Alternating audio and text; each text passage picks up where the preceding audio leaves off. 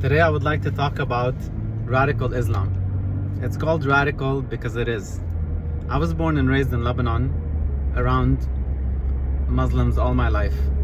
Lebanon is supposed to be 50-50 Christian Muslim. Now it's more like 60-40, more Muslim than Christian.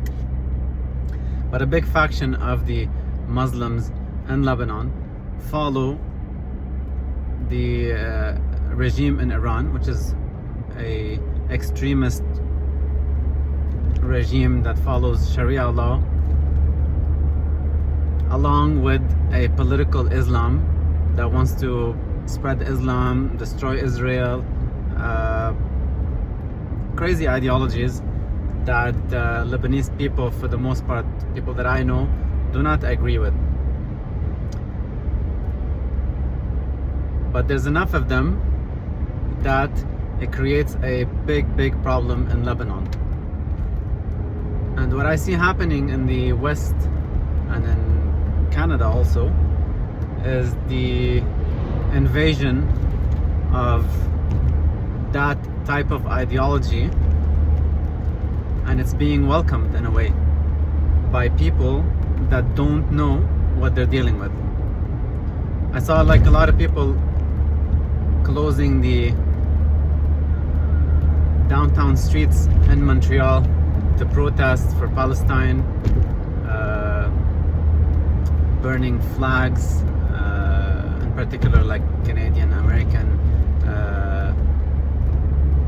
Israeli flags, and that's not okay. This country has welcomed you, and you have to be loyal to it and respect it.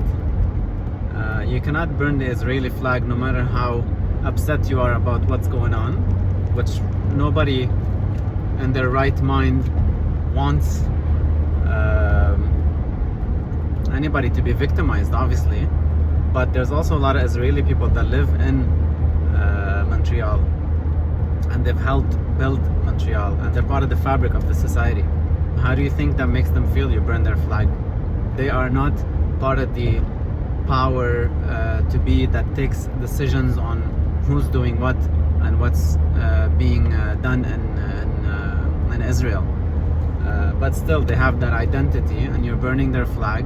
It creates more problems, hate, violence, which is not part of the society here. So keep those antics in Palestine. If you want to do them in the Muslim countries, keep them there. We don't want them here. I came from Lebanon to run away from these type of ideologies. Very archaic, very destructive,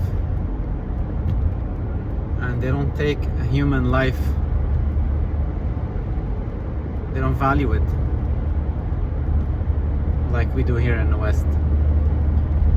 So this is for everybody that's doesn't understand Islam, doesn't understand the story of Palestine very well, and they just woke up to basically what has been going on the past 2 years since the October 7. Read more, ask questions from people that have lived the experience, and the knowledgeable people, the honest people will tell you that the West has to protect itself to maintain the freedoms, to keep radical ideologies at bay. Even in the Islamic countries, they're ruthless with the extremist ideologies. The people that want to stay living in systems that are more Western, if you want to say, they have to fight radical Islam. But I think the people of those countries don't do a good enough job of speaking out and differentiating themselves from the radical ideologies that are super dangerous and not welcome. It's a big topic. There's a lot to say. I'm gonna keep it at that for now.